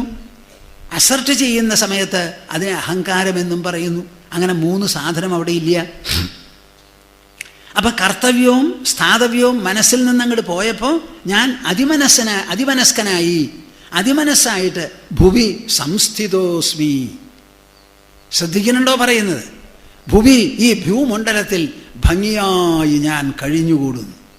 ബാക്കിയുള്ളവരൊക്കെ പുളിയല പോലെ വിറയ്ക്കുന്നു, ചാഞ്ചാടുന്നു. മനസ്സിനൊരു നിൽപ്പില്ല, നിക്കക്കള്ളിയില്ല, ഒന്നിലുമില്ല ഒരു വിശ്വാസം. എല്ലാവരും വഞ്ചിച്ചു എന്നുള്ള തോന്നല, സ്വയം വഞ്ചകനുമാണ്. ഇതാണ് നമ്മുടെ നില. ഭൂമി സംസ്ഥിതോസ്മി. ഈ ഭൂമിയിൽ നല്ല പോലെ ഉറച്ചു നിൽക്കുന്നുണ്ടെങ്കിൽ അത് എന്നെ പോലെയുള്ളവരാണ്. കർത്തവ്യ സ്ഥാതവ്യ ഭാവനകൾ മനസ്സിൽ നിന്ന് അസ്തമിക്കുമ്പോൾ മനസ്സിന് വരുന്ന സ്ഥൈര്യമുണ്ടല്ലോ, നിരുപദ്രവമായിരിക്കുന്ന ഒരു മനസ്സ്, എല്ലാവർക്കും നന്മയരുളണം എന്നൊരു തോന്നൽ, അല്ലാതെ ഒരാളെയും വിഷമിപ്പിക്കുക ആ തോന്നലില്ല. സ്വാർത്ഥം എന്നോ പമ്പ കിടക്കും, പരാർത്ഥം കൂടിക്കൂടി വരും. അങ്ങനെയുള്ള വിശേഷപ്പെട്ട വിശാലമായി വിയസ് ആകാശം പോലെയുള്ളതായൊരു നില. ആകാശവല്ലേപവിദൂരഗോഹം. ആകാശവത്, ആകാശത്തെ പോലെ, ലേപവിദൂരഗോഹം. ഒരു തരത്തിലുള്ള ലേപനവും എൻ്റെ മനസ്സിനില്ല ഒരിക്കലും, ഒരു സ്ഥലത്തു നിന്നും. അങ്ങനെയുള്ള ഒരു നില. സംശാന്തയാ സതതസുപ്തധിയൈവ വൃത്യാ. സംശാന്തയാ, നല്ല ഒരു ശാന്തി എനിക്ക് വന്നു. എന്താ ഈ സംശാന്തി എന്ന് പറഞ്ഞാൽ? സാധാരണ വിശക്കണു, ഊണ് കഴിച്ചു, വയറ് നിറഞ്ഞു. അപ്പോൾ വിശപ്പുണ്ടോ? ഇല്ല, വിശപ്പ് തീർന്നു, സുഖ എന്ന് പറയും. കുറേ കഴിഞ്ഞാൽ പിന്നെയും വിശക്കും, അപ്പം സുഖം പോയി. അപ്പം ചില ആശകളൊക്കെ നിറവേറിയാൽ നമുക്കൊരു ശാന്തി ഉണ്ടാവും. അത് താത്കാലികമാണ്, സാപേക്ഷികമാണ്, ക്ഷണികമാണ്, നശ്വരമാണ്. ഇതോ എന്നേക്കും നിൽക്കുന്ന ഒരു സംശാന്തി, സമ്യക്കായിട്ടുള്ള ഒരു ശാന്തി. അതിനൊരു കോട്ടവും ഒരു കുറവുമില്ല. അഹങ്കാരം തന്നെ അസ്തമിച്ചുണ്ടാവുന്നത്, മമത അലിഞ്ഞു പോയതിനു ശേഷം സംഭവിക്കുന്നത്, മനസ്സ് എന്ന് പറയുന്ന മനന പ്രക്രിയ തന്നെ പരമശുദ്ധമായി ആത്മമയമായി തീരുന്ന, ചേതനാമയമായി തീരുന്ന, ശുദ്ധബോധസ്വരൂപമാകുന്ന ഒരു വിശേഷപ്പെട്ട സ്ഥിതി. അതാണ് സംശാന്തയ. അത് ഏതുപോലെ? സതതസുപ്തധിയൈവ വൃത്യാ. ഉറങ്ങിക്കിടക്കുന്നവൻ്റെ ബുദ്ധി എങ്ങനെയാ? അതുപോലെ ആയിത്തീരണു ഉണർന്നിരിക്കുമ്പോഴും. കേൾക്കണുണ്ടോ പ്രേക്ഷകരെ? ഉറങ്ങിയവൻ എങ്ങനെയോ അതുപോലെ അങ്ങോട്ട് ഇരിക്കും ഉണർന്നിരിക്കുന്ന സമയത്തും. നിങ്ങൾക്ക് എല്ലാവർക്കും അറിയാം ഒരു ശരീരമുണ്ടെന്ന്. ആ ഐന്ദ്രിയ തലമുണ്ട്, മനസ്ഥലവുമുണ്ട്, നിങ്ങൾക്ക് ബുദ്ധിതലവുമുണ്ട്, ഒരു പക്ഷേ അഹങ്കാരതലവും നിങ്ങൾക്കറിയാം. പക്ഷേ ഈ ഐന്ദ്രിയ തലത്തെയും മനസ്ഥലത്തെയും ബുദ്ധിതലത്തെയും അഹങ്കാരതലത്തെയും കവച്ചു വെച്ചുകൊണ്ട് താണ്ടിക്കടന്നുകൊണ്ട് ആകാശസമം വിപുലമായി, സ്വച്ഛമായി, സ്വതന്ത്രമായി, നിർബാധിതമായി, കനം കുറഞ്ഞ് പ്രകാശിക്കുന്ന വിശേഷപ്പെട്ട ഒരു ആത്മതലമുണ്ട് എന്ന് പറയുമ്പോൾ നിങ്ങളുടെ മനസ്സിലത് യേശുനുണ്ടോ? ഞാൻ ചിരിക്കാതെ പിന്നെ എന്തു വേണം, കരയണോ? നിങ്ങളെല്ലാവരും ഞാൻ എന്ന് പറയുന്നുണ്ടല്ലോ. ആ ഞാൻ എന്ന് പറയുന്നത് ഉള്ളിലുള്ളതോ പുറത്തുള്ളതോ? ആ ഞാനെപ്പറ്റി നിങ്ങൾ എന്താ പറയണത്? ഞാൻ സുഖിയാണ്, ഞാൻ ദുഃഖിയാണ്. അപ്പം സുഖിയായത് ഞാൻ, അത് കഴിഞ്ഞ് ദുഃഖിയായതും ഞാൻ. അപ്പം സുഖിയായിട്ടുള്ളവൻ ദുഃഖിയായപ്പോൾ ആ ആള് സുഖി തന്നെയാണെങ്കിൽ പിന്നെ ദുഃഖിയാവില്ലല്ലോ. എന്താ വേണ്ടാത്തത് നിങ്ങൾ? സുഖിയായവൻ കുറേ കഴിഞ്ഞ് ദുഃഖിയാവുമ്പോൾ ഞാൻ സുഖിയായിരുന്നു, ഇപ്പോൾ ദുഃഖിയാണ്, ആ ദുഃഖം കഴിഞ്ഞ് പിന്നെയും സുഖിയാണെന്ന് പറയുമ്പോൾ നിങ്ങൾ സുഖിയോ അതോ ദുഃഖിയോ? രണ്ടുമല്ല. രണ്ടും അല്ലാത്തത് കൊണ്ടാണല്ലോ സുഖം വിട്ട് ദുഃഖത്തിലേക്ക് വന്നത്, ദുഃഖം വിട്ട് സുഖത്തിലേക്ക് പോകുന്നത്. അപ്പം സുഖദുഃഖം ആഗന്തുകമാണ്, വന്നു പോകുന്നതാണ്. ഞാനോ വരാത്തതും പോകാത്തതും.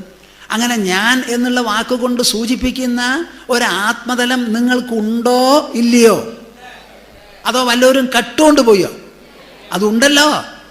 അതിനിവിടെ ഉണർന്ന് അനുഭവിച്ച് ബുദ്ധിയിൽ ഗ്രഹിച്ച് മനസ്സുകൊണ്ട് ആലിംഗനം ചെയ്ത് അതിനെ നല്ല പോലെ മനസ്സിലാക്കി ആ ആത്മാ ആകാശസമമാണ്.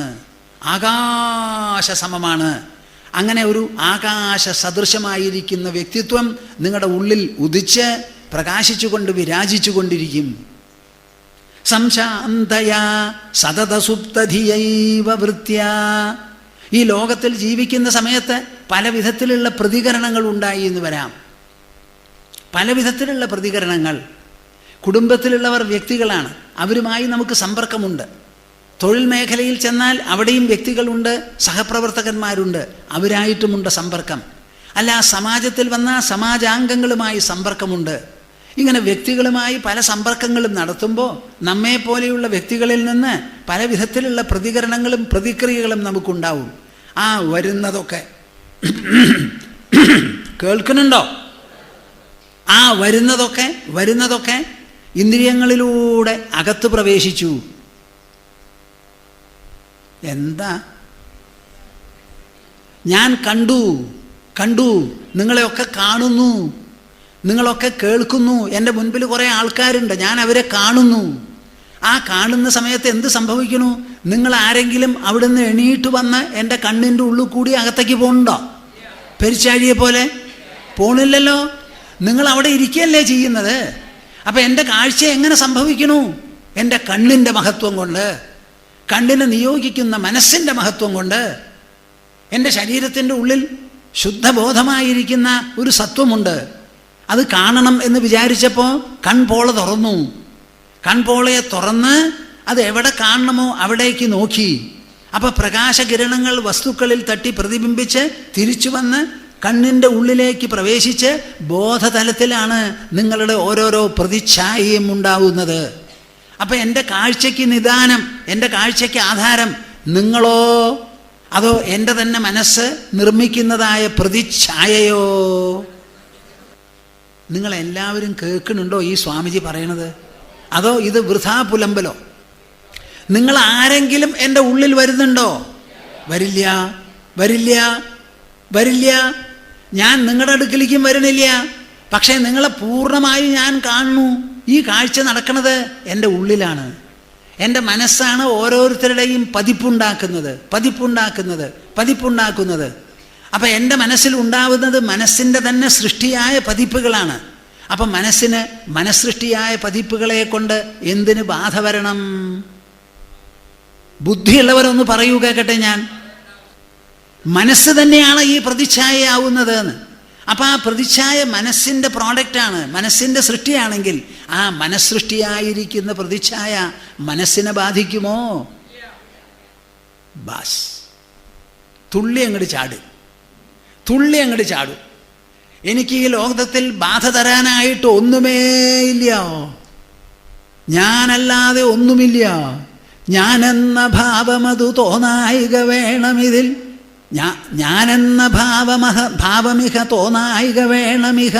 അല്ലെങ്കിലോ അഥവാ അഖിലം ഞാനിതെന്ന വഴി തോന്നേണമേ വരദ. ഒന്നിലോ ഞാനില്ല, അല്ലെങ്കിലോ ഞാൻ തന്നെ. ഇതിൻ്റെ രണ്ടിൻ്റെയും മധ്യത്തിലൊന്നില്ല. അപ്പം ഈ ലോകത്തിൽ എനിക്ക് എന്തിനാണ് ബാധ? എന്തിനെ ചൊല്ലിയാ ബാധ? ലോകത്തിലുള്ള ഒരു വസ്തുവും എൻ്റെ ഉള്ളിൽ കിടക്കുന്നില്ലല്ലോ. ഞാൻ കാണുന്ന വസ്തു എൻ്റെ ഉള്ളിൽ പ്രവേശിക്കുന്നില്ല. ഞാൻ കേൾക്കുന്ന ശബ്ദം എൻ്റെ ഉള്ളിൽ പ്രവേശിക്കുന്നില്ല. ആരോ എന്നെ ചീത്ത പറഞ്ഞു. ആരാ ചീത്ത പറഞ്ഞേ? വേറെ ഒരാൾ. ദുഃഖിക്കണതോ നിങ്ങൾ? നാണാവില്ലേ നിങ്ങൾക്ക്? ആരോ ഒരാൾ ചീത്ത പറഞ്ഞു അത്രേ. അയാൾ ചീത്ത പറഞ്ഞാൽ ചീത്ത ചെയ്തത് ആരാ? ആ ആളാ. അപ്പം ദുഃഖിക്കേണ്ടത് ആരാ? പിന്നെ നിങ്ങൾ എന്തിനാ കരയണേ? അയാൾ എന്നെ ചീത്ത പറഞ്ഞു. അയാളല്ലോ ചീത്ത പറഞ്ഞേ, താൻ ചീത്ത പറഞ്ഞോ? ഇല്ല. പിന്നെ എന്തിനാ ദുഃഖിക്കണത്? ചീത്ത പറഞ്ഞ ആൾ ദുഃഖിക്കട്ടെ. അങ്ങനെ പറഞ്ഞിരിക്കാൻ നിങ്ങൾക്ക് പറ്റണില്ല. ഇതാണ് മോഹം എന്ന് പറയണത്. സംശാന്തയാ സതതസുപ്തധിയേഹ വൃത്യാ കാര്യം കരോമി നച കിഞ്ചിദഹം കരോമി. ഇങ്ങനെ ഉറങ്ങിക്കിടക്കുന്നവൻ്റെ ബുദ്ധി എങ്ങനെയോ അതുപോലെ ഉണർന്നിരിക്കുന്ന സമയത്തും മനസ്സിലുണ്ടാവുന്ന പ്രതികരണങ്ങൾ മുഴുവൻ മനസ്സിൻ്റെ തന്നെ പ്രതിച്ഛായയാണെന്ന് മനസ്സിലാക്കി ഒരു പ്രതിച്ഛായയാലും ഒരു തരത്തിലും കോട്ടമോ കുറവോ കീറലോ തൊളയോ ഒന്നുമില്ലാതെ ഞാൻ അങ്ങനെ ശുദ്ധ നിർമ്മല ബോധമായി സന്തോഷമായി കഴിയാണ്. അങ്ങനെ കഴിയുമ്പോൾ എന്താണ് ഫലം? ഒന്നും വേണ്ടാന്ന് തോന്നുന്നുവോ? എല്ലാം വേണ്ടതുപോലെ ചെയ്യണം എന്ന് തോന്നുന്നു. കാര്യം കരോമി, കാര്യം കരോമി. ഏത് സമയത്ത് എന്ത് ചെയ്യേണ്ടതായിട്ടുണ്ടോ അത് അതേപടിക്ക് ഞാൻ അങ്ങോട്ട് ചെയ്യും. കൂസില്ല, മടിക്കില്ല, പിൻവാങ്ങില്ല, പേടിക്കില്ല, ആശിക്കില്ല, വിറക്കില്ല, ഇളകില്ല, കുലുങ്ങില്ല. എന്നെ കുലുക്കാൻ ലോകത്തിലൊന്നില്ല, ലോകത്തിലൊന്നില്ല എന്നെ കുലുക്കാൻ. അങ്ങനെ കാര്യം കരോമി നച കിഞ്ചിദഹം കരോമി. എന്നാലോ ഞാൻ എന്തെങ്കിലും ചെയ്യുന്നുണ്ടോ? ഒന്നും ചെയ്യുന്നുമില്ല, ഒന്നും ചെയ്യുന്നില്ല. ഈ ചെയ്യൽ എന്ന് പറയുന്നത് എന്താ? ഒന്നിലോ കാണൽ, അല്ലെങ്കിൽ കേൾക്കൽ, അല്ലെങ്കിൽ കൈ കൊണ്ട് പിടിക്കൽ, കാലുകൊണ്ട് നടക്കൽ, വായ കൊണ്ട് സംസാരിക്കൽ. ഈ പ്രവൃത്തികളൊക്കെ ഞാനാണോ ചെയ്യുന്നത്? അതോ അതാത് അവയവങ്ങളും ഉപകരണങ്ങളുമോ? നിങ്ങൾ 1-ാം ക്ലാസ് വരെയെങ്കിലും പഠിച്ചിട്ടില്ലേ? ഈ കാണുന്നത് എൻ്റെ കണ്ണോ അതോ വേറെ വല്ലതോ? കണ്ണുകൊണ്ടല്ലേ കാണുന്നത്, ചെവി കൊണ്ടല്ലേ കേൾക്കുന്നത്. എനിക്ക് കണ്ണ് കാണില്ല എന്ന് വെച്ചാൽ കാഴ്ചയുണ്ടാവുമോ? അപ്പോൾ ഞാനുണ്ടാവില്ലേ? കാണാത്തവർ കുരുടന്മാരില്ലേ ലോകത്തിൽ? അപ്പം കാണുന്നത് കണ്ണിനാൽ, കേൾക്കുന്നതോ? കാണുന്നത് കണ്ണിനാൽ, കേൾക്കുന്നത് ചെവിയാൽ, പിടിക്കുന്നത് കയ്യാൽ, സംസാരിക്കുന്നത് വായാൽ, മനനം ചെയ്യുന്നത് മനസ്സിനാൽ, ആലോചിച്ച് മനസ്സിലാക്കുന്നത് ബുദ്ധിയാൽ. ഇതൊക്കെ ഓരോരോ അവയവം ചെയ്യുന്നതാ. ഇതൊക്കെ അതാത് തലത്തിൽ പ്രവർത്തിക്കണു. ഞാൻ എന്ന് പറയുന്ന തലത്തിലോ ഞാൻ ഒന്നും ചെയ്യുന്നില്ല. ഇത് ഞങ്ങൾ അറിയുന്നു, നിങ്ങൾ അറിയുന്നില്ല. അവിടെയാണ് ഈ പെശക്. നിങ്ങൾക്ക് എന്താ? ഉദരം ഭരികൾ, വയറ് നിറച്ച് തിന്നണം, കിടന്നങ്ങോട്ട് ഉറങ്ങണം, കുറച്ചാളെ കുറ്റവും പറയണം. ഇതാണ് നിങ്ങളുടെ വിചാരം. നിങ്ങൾ ക്ഷേത്രത്തിൽ പൊക്കോളൂ, എവിടെ വേണമെങ്കിൽ ചെന്നോളൂ, ഈ പ്രദുഷ്ടമായിരിക്കുന്ന മനസ്സ് മാറാൻ കൂട്ടാക്കുന്നില്ല. ഈ സമ്പ്രദായം അങ്ങോട്ട് മാറി എൻ്റെ വ്യക്തിത്വം വളരെ ശുദ്ധമാണ്, ബുദ്ധമാണ്, അതിസൂക്ഷ്മമാണ്. അത് പ്രപഞ്ചത്തിലുള്ള പാഞ്ചഭൗതികമായിരിക്കുന്ന ഒന്നുകൊണ്ടും ബാധിക്കപ്പെടാത്തതാണ്. ശുദ്ധ നിർമ്മലനാണ്. അസംഗോഹം അസംഗോഹം അസംഗോഹം പുനഃ പുനഃ സച്ചിദാനന്ദരൂപോഹം അഹമേവാഹം അവ്യയഃ. ഉറക്കെ അങ്ങോട്ട് ചൊല്ലുക. ആ ചൊല്ലിയത് കാതുകൊണ്ട് കേൾക്കുക, മനസ്സിലത് പതിയട്ടെ. അവിടെയുള്ള കർത്തൃത്വ ഭോക്തൃത്വ ഭാവങ്ങളെല്ലാം പുകഞ്ഞ് പുകഞ്ഞ് പോട്ടെ. നമ്മുടെ നാവ് സരസ്വതി വിലാസം അതിനു വേണം ഉപയോഗിക്കാൻ, ബാക്കിയുള്ളവരെ വേണ്ടാതെ കുറ്റം പറയാനല്ല. കാര്യം കരോമി നച കിഞ്ചിദഹം കരോമി. ഞാൻ എല്ലാ പ്രവൃത്തിയും ചെയ്യുന്നു, അതേ സമയത്ത് വാസ്തവത്തിൽ ഞാൻ ഒന്നും ചെയ്യുന്നില്ല. ചെയ്യുന്നതൊക്കെ പ്രകൃതി രൂപപ്പെടുത്തിയ കണ്ണും കാതും കയ്യും മനസ്സും ബുദ്ധിയും മസ്തിഷ്കവുമാണ്.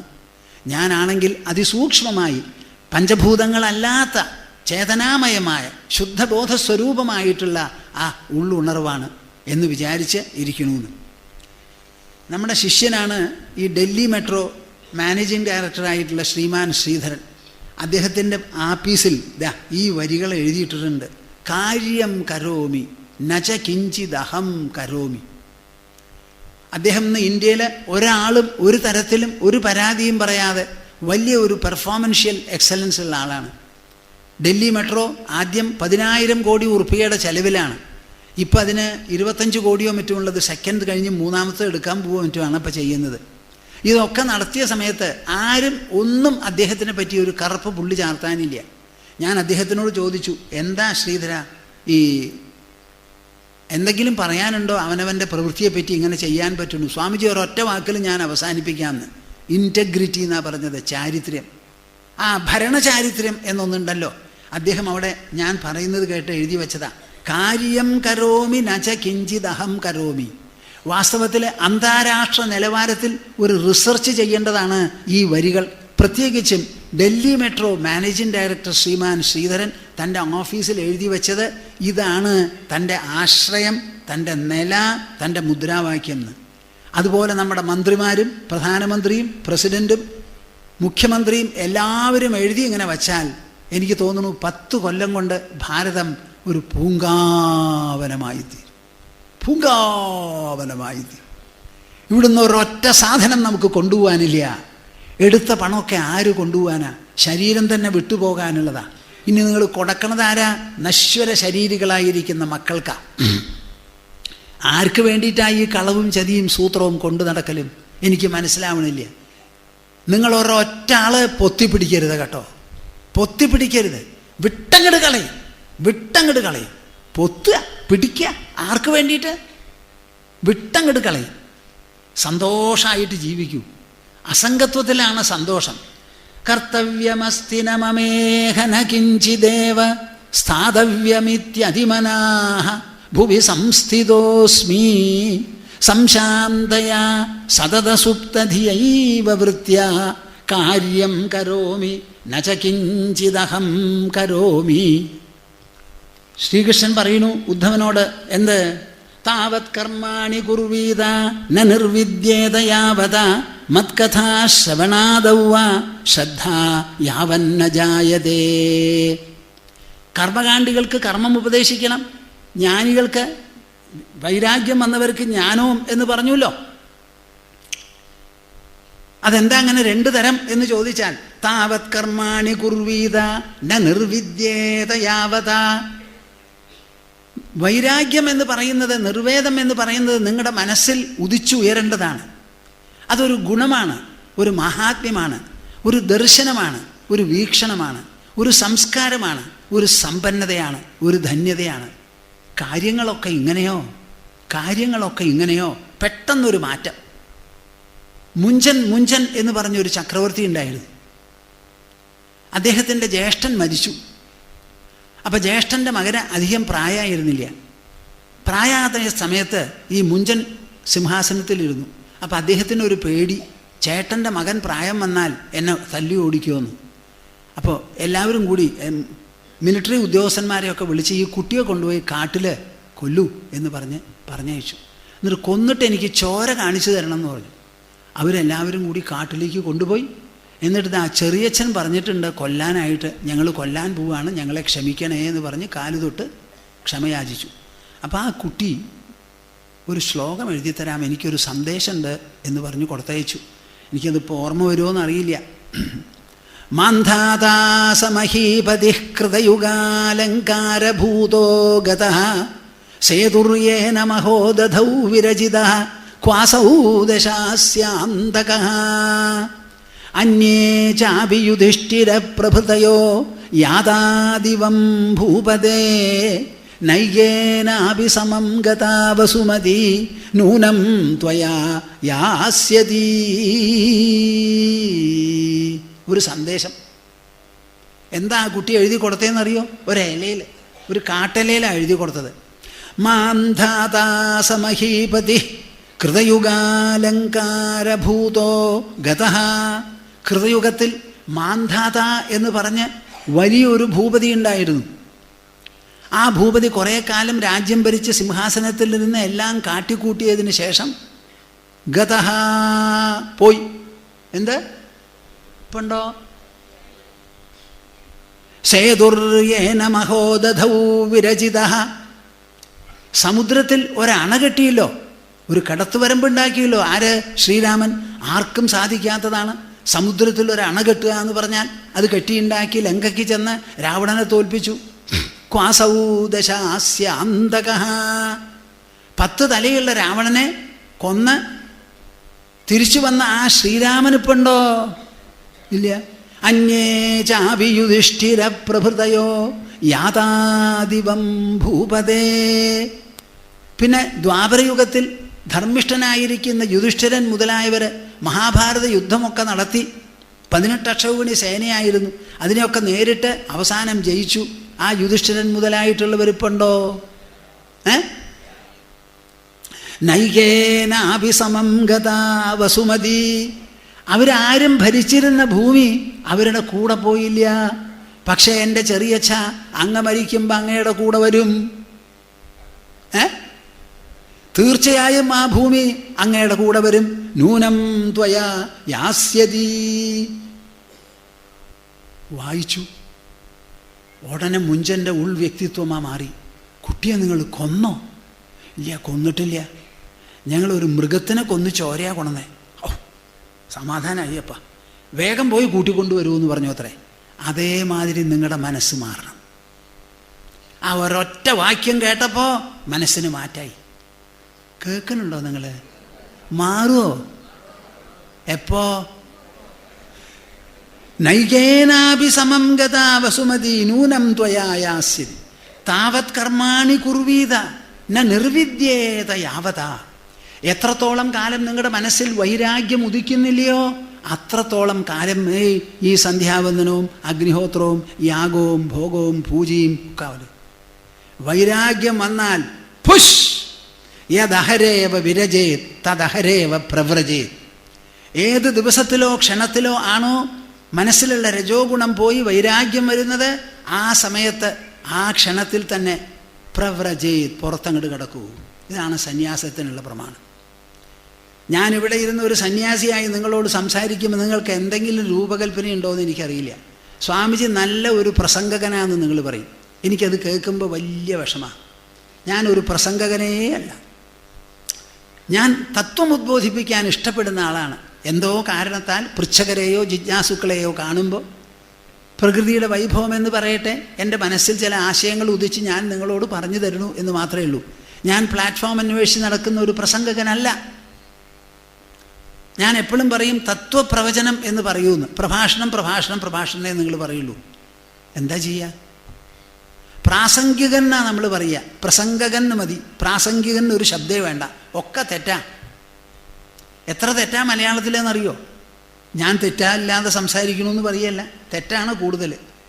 അപ്പോൾ യദഹരേവ വിരജേത് തദഹരേവ പ്രവ്രജേത്. ഒരു സമയത്ത് നമുക്ക് വിരജേത്, ആ വൈരാഗ്യം വന്നു. ആ വൈരാഗ്യം വന്നപ്പോൾ വിട്ടു. ഇനി എനിക്ക് വരുമാനം വേണ്ട, ഉദ്യോഗം വേണ്ട, രക്തബന്ധങ്ങളും വേണ്ട, നാരായണ കൃഷ്ണ ഗോവിന്ദ ഹരേ മുരാരേ എന്ന് പറഞ്ഞ് ഈ ഭൂമിയെ വട്ടം തിരിക്കുന്നതാരോ?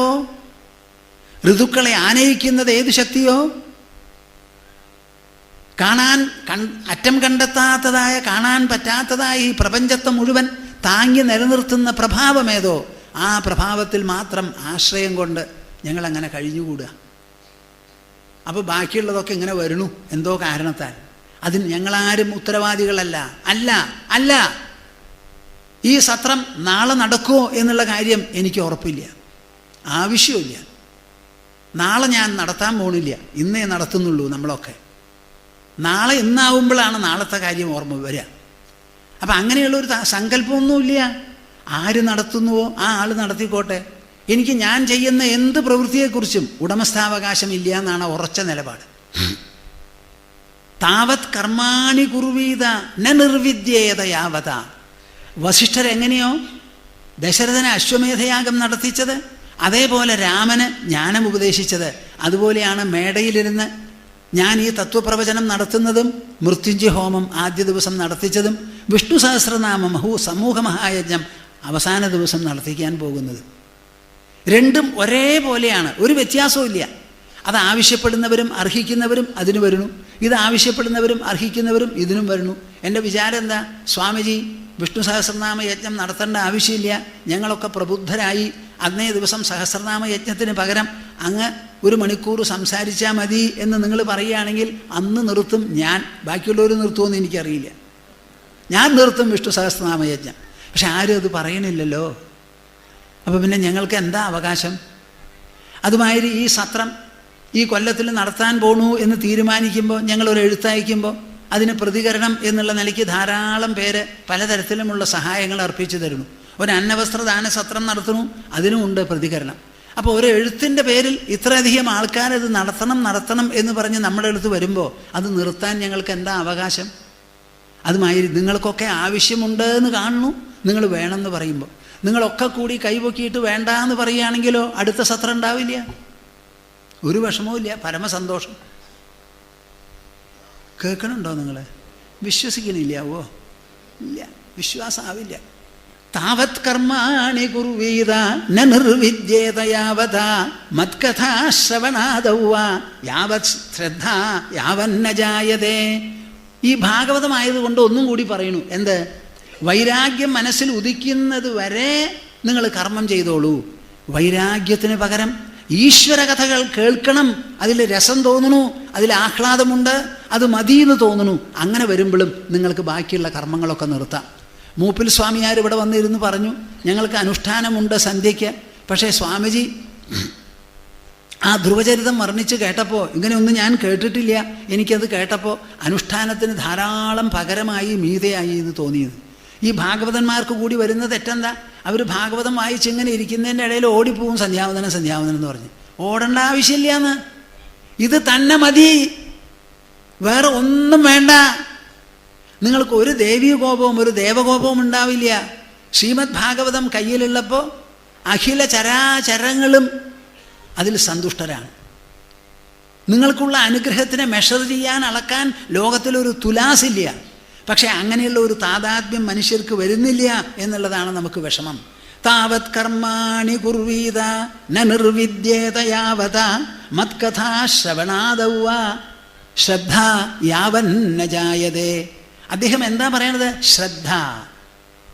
ദാ ഈ മാതിരിയുള്ള സത്രങ്ങൾ നടക്കുമ്പോൾ അത് വന്ന് കേൾക്കണം, ഗ്രഹിക്കണം, രസിക്കണം എന്നുള്ള ശ്രദ്ധയുണ്ടല്ലോ, ആ ശ്രദ്ധ, the assiduous application of the mind, ആ മനസ്സിനെ വ്യഗ്രമാക്കി ആ ശ്രവണത്തിൽ നിർത്താനുള്ള ആ ഒരു ഭാഗം ഉണ്ടെങ്കിൽ ബാക്കിയുള്ളതൊക്കെ വിട്ടുകളയാം. അതിന് പിന്നെ സ്ഥാനമില്ല. ചെയ്തതൊക്കെ സഫലമായി, നിങ്ങൾ പവിത്ര ഹൃദയന്മാരായി. അതിൻ്റെ പേരിലാണ് ഈ ഭക്തി ശ്രവണം സാധ്യമാകുന്നതും അതിൽ രസിക്കുന്നതും. മനസ്സിലാവുന്നുണ്ടോ പറയുന്നത്? താവത് കർമാണി കുർവീത ന നിർവിദ്യേത യാവത മത്കഥാ ശ്രവണാദൗവ ശ്രദ്ധ യാവന്ന ജായതേ. ഉദ്ധവ, അതുകൊണ്ട് ഒരു വൈരുദ്ധ്യവുമില്ല. ജനസമാജം എപ്പോഴും പലതരക്കാരും പല തട്ടുകളിലുമായിരിക്കും. അതുകൊണ്ട് ഓരോരുത്തർക്ക് ആവശ്യമുള്ളത് അവർക്ക് പറഞ്ഞു കൊടുക്കുക, അവരനുഷ്ഠിക്കട്ടെ. അതെ, എല്ലാവരും ഈ ജ്ഞാനം കേൾക്കണം എന്ന് പറയാൻ പറ്റില്ല. എല്ലാവരും ഈ കർമ്മം ചെയ്യണം അതും പറയാൻ പറ്റില്ല. കർമ്മം ഇഷ്ടമുള്ളവർ അത് ചെയ്യട്ടെ, ജ്ഞാനശ്രവണം താല്പര്യമുള്ളവർ അത് നടത്തട്ടെ. അങ്ങനെ സഹവർത്തികളായി സാഫല്യബോധത്തോടു കൂടി അങ്ങനെ കഴിഞ്ഞോട്ടെ, ഒരു കുഴപ്പമില്ല. അങ്ങനെ സമ്മിശ്രമാണ് ഈ ലോകം. അത് നല്ല പോലെ മനസ്സിലാക്കണം. നമുക്ക് തൽക്കാലം ഇന്നത്തെ നിർത്താൻ, നാളെ തുടരാം. ഹാ കൃഷ്ണാച്യുത കൃപാജലനിധേ ഹാ പാണ്ഡവാനാം സഖേ ക്വാസി സുയോധനാത് അപകൃതാം ഹാ രക്ഷ മാതുരാം ഇത്യുക്ത്വാ ക്ഷയവസ്ത്രസംഭൃതതനും യോ രക്ഷതാപദ്ഗണാത് ആർത്തത്രാണപരായണഃ സ ഭഗവാൻ നാരായണോ മേ ഗതിഃ.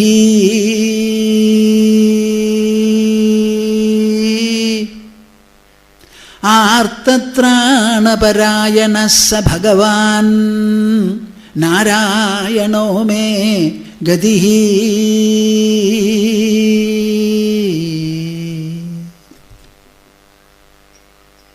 ഹരിഹി ഹരിഹി. എല്ലാവരും ശരിക്കും ഇരുന്നോളൂ.